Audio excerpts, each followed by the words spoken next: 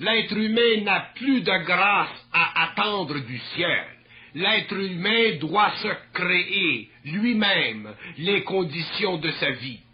Il doit lui-même être capable d'extraire de la vie toutes les forces qui y sont contenues et de les transmuter, de les transformer et de leur donner, selon sa personnalité, son caractère, son tempérament, sa nature, la qualité qui lui convient. Et cette extériorisation de l'énergie de l'homme ne peut pas être donnée à l'homme sous le faux prétexte d'une substitution équivoque et sous le faux prétexte d'une marginalité. L'être humain qui demain doit créer dans le monde ne peut plus se permettre d'être marginal.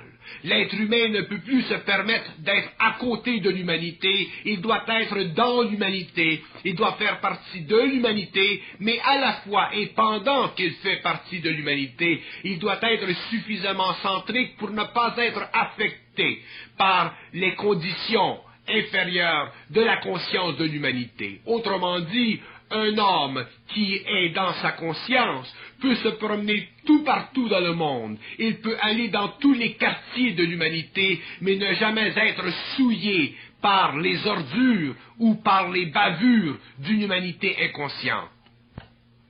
Ceci ne veut pas dire qu'il s'exclut de l'humanité. C'est un rêve mystique de s'exclure de l'humanité, mais il y a une façon de s'inclure dans l'humanité sans être appesanti par son inconscience, sans être désajusté vibratoirement à cause de notre rapport avec elle. Mais pour ceci, il faut que l'homme ait été capable d'extérioriser son énergie. Il faut qu'il ait été capable d'entreprendre dans la vie quelque chose qui fait partie de son pouvoir créatif, qui fait partie de sa conscience, qui fait partie de son intelligence et de sa volonté, qui fait partie, autrement dit, de son identité. Et l'identité de l'homme, ça ne se calque pas. L'identité de l'homme, ça ne se compare pas, ça ne se mesure pas, et ça ne peut pas être éteint une fois que ça a pris racine dans les terres réelles de l'homme nouveau.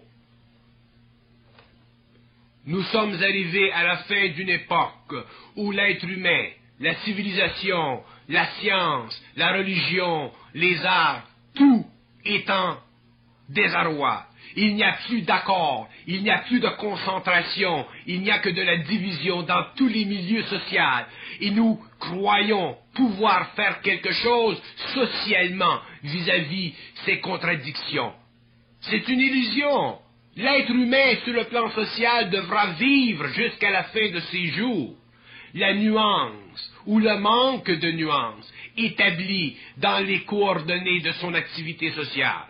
L'être humain sera obligé de vivre, de supporter le poids de l'inconsistance créative de sa conscience dite créative. Il n'y a pas de conscience créative sur la Terre. Il n'y en a jamais eu. Il y a eu une conscience progressive.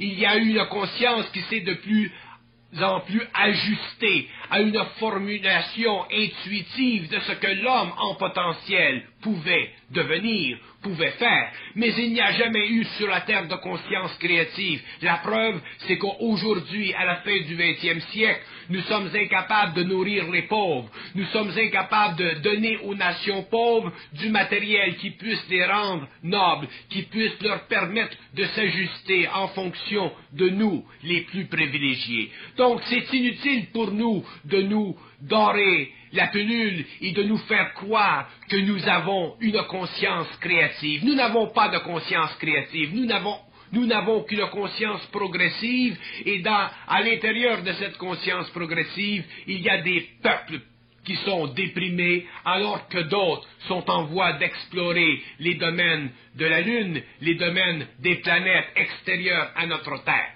Donc, il y a un déséquilibre total parce que l'homme n'a pas encore été affranchi. L'homme n'a pas encore été capable de réaliser qu'il existe dans le monde, il existe dans la vie des forces qui sont au-dessus de l'homme et que ces forces un jour doivent être contrôlées par l'homme. Et tant que l'homme ne sera pas capable de contrôler ces forces, il lui sera impossible d'extérioriser son intelligence créative et sa volonté. Il lui sera impossible de réellement reconnaître qui est le maître de la vie et qui est le maître sur la terre, qui est le maître de la destinée de l'homme, qui est le frère de l'homme. Est-ce l'homme qui est le frère de l'homme ou est-ce l'homme qui est l'ennemi de l'homme tant qu'il n'aura pas compris ce que nous disons aujourd'hui?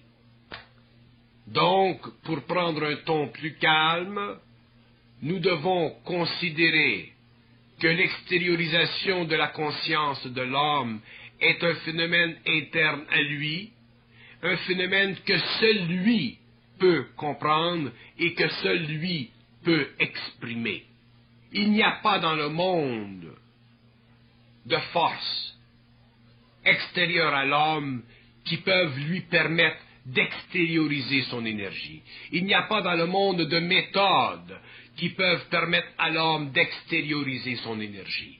Il y a dans le monde une instruction, il y a dans le monde des points de référence pour l'homme, mais c'est l'homme lui-même qui devra, de ses propres mains, de son propre labeur, de sa propre souffrance, conquérir les sommets de son inquiétude et apparaître pleinement ennobli de sa souffrance et de son initiation solaire sur les plaines d'une nouvelle personnalité, d'une nouvelle créativité, d'un nouveau moi, intégré à une conscience totale, à une conscience cosmique.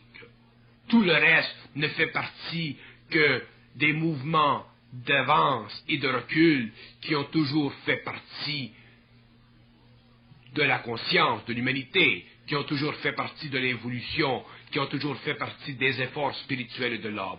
Nous ne sommes plus au stage, les hommes aujourd'hui, de continuer à faire des efforts. L'homme est fatigué, l'homme est épuisé, l'homme doit vaincre, l'homme veut vaincre. Mais pour qu'il vaincre, il faut qu'il sache comment il est construit, comment il fonctionne, comment ça fonctionne la vie en lui et comment les voiles en lui sont grands et jusqu'à quel point ils font partie de sa conscience planétaire.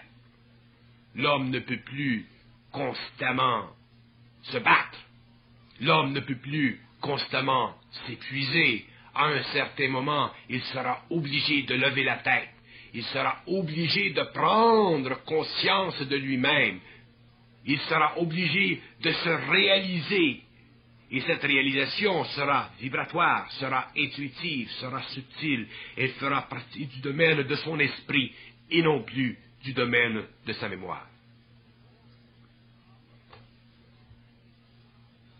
L'homme ne peut pas être heureux sur la terre tant qu'il n'a pas extériorisé son énergie. Il ne peut pas être complet dans sa conscience tant qu'il n'a pas extériorisé son énergie.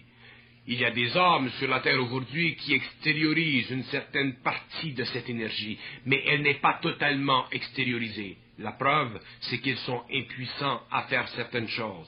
Ils sont impuissants à rendre dans le monde ce qu'ils sont vraiment dans leur totalité. Il y a effectivement dans le monde des grands hommes. Il y en a toujours eu. Mais ces grands hommes n'ont jamais été capables de parfaitement extérioriser leur énergie. Il y a des hommes tels le Nazaréen qui a parfaitement extériorisé son énergie et aujourd'hui nous vivons encore des conséquences de sa conscience, des conséquences de sa présence sur le plan matériel. Et en dehors des aspects plutôt religieux de son apparition sur la Terre, il y a les aspects cosmiques occultes que l'humanité encore ne comprend pas.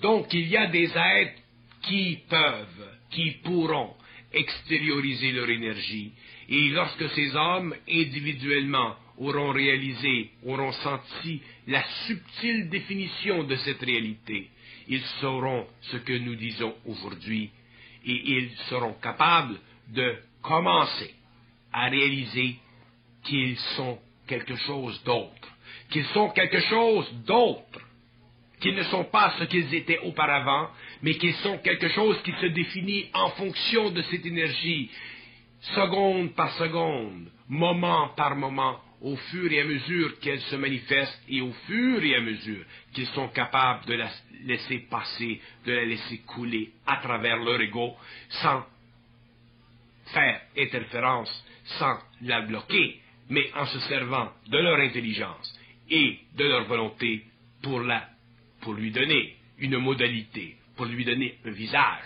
qui convient à leur personnalité et qui convient à leurs besoins.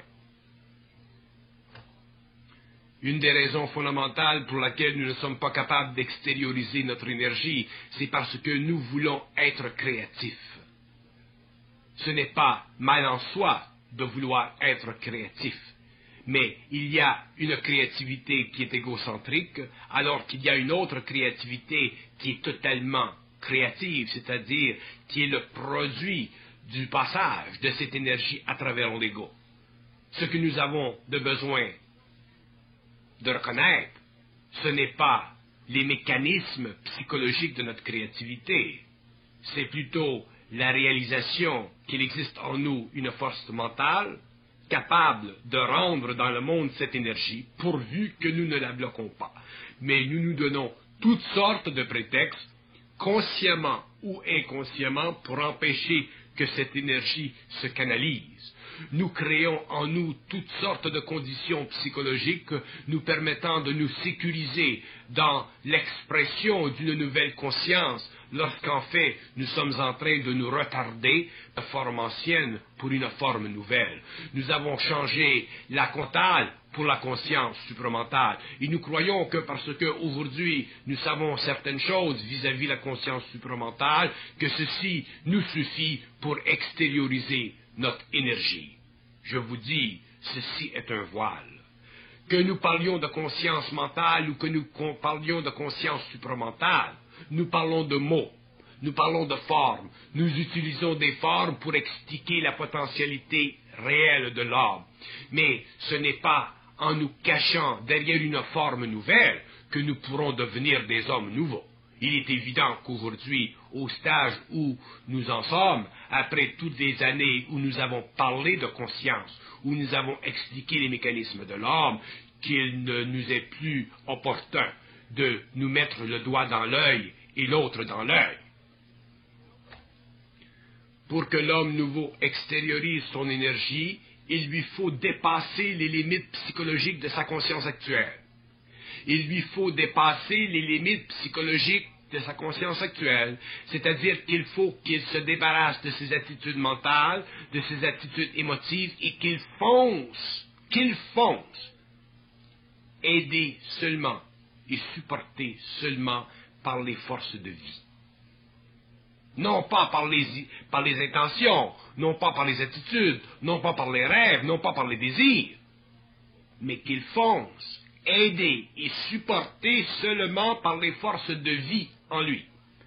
Un homme qui est capable de foncer, supporté seulement par les forces de vie, automatiquement doit un jour extérioriser son énergie créative.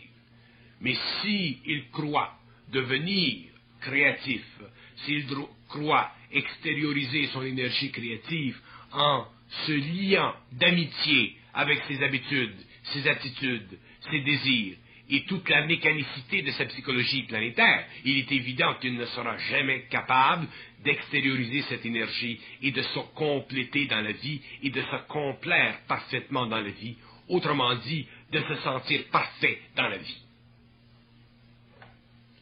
Il n'y a rien d'impossible à l'homme. Il n'y a rien d'impossible à l'homme. Aucun homme est empêché sur la terre, qu'il soit de quelque nation que ce soit, de créer les conditions qui conviennent à son intelligence et à sa volonté, pourvu qu'il soit conscient de la réalité de ceci. Un homme qui est conscient de la réalité de ceci, pour lui, n'existe plus les frontières politiques, pour lui n'existe plus la pauvreté, pour lui n'existe plus l'inquiétude terrestre, existentielle. Pour lui n'existe que la créativité, l'émancipation, l'œuvre et la conquête éventuellement de la terre, au fur et à mesure que les hommes de la Terre deviendront de plus en plus conscients. Et ceci fait partie de l'évolution, et ceci ne regarde pas égoïquement l'homme d'aujourd'hui. Ceci regarde et fait partie de l'activité subtile des forces créatives de vie dans l'homme. Donc l'homme, pour devenir créatif, pour extérioriser son énergie créative, il doit prendre conscience éventuellement que la relation entre lui et la Terre, entre lui et la civilisation, n'est qu'une relation de fonction. Et que cette relation de fonction n'est pas une relation de vie, mais simplement une relation de fonction de vie. Donc la société, elle existe, elle est nécessaire et elle peut être belle pourvu que l'homme réalise que son lien ineffable est avec lui-même et non pas avec ce qu'il a créé. Ce qu'il a créé, c'est pour lui, c'est pour ses enfants, c'est pour le relationnel dans le monde. Mais l'homme lui-même ne peut jamais se permettre d'oublier que sa relation vitale, essentielle, éternelle, est avec lui-même, c'est-à-dire avec son esprit, c'est-à-dire avec l'esprit des hommes, non pas avec les caractéristiques égocentriques, primitives, aveugles des hommes. Il est évident que l'homme n'aura pas accès à sa créativité réelle, ne pourra pas extérioriser son énergie sans avoir débloqué en lui des réserves puissantes, grandes, qui sont aujourd'hui contenues dans les formes subtiles et aveugles de sa conscience égoïque. L'homme doit faire éclater ces formes, il doit faire éclater tout ce qui contient son énergie. Il doit sentir en lui la capacité d'extérioriser cette énergie et non plus de la vivre intérieurement, psychologiquement, comme un pauvre imbécile intelligent.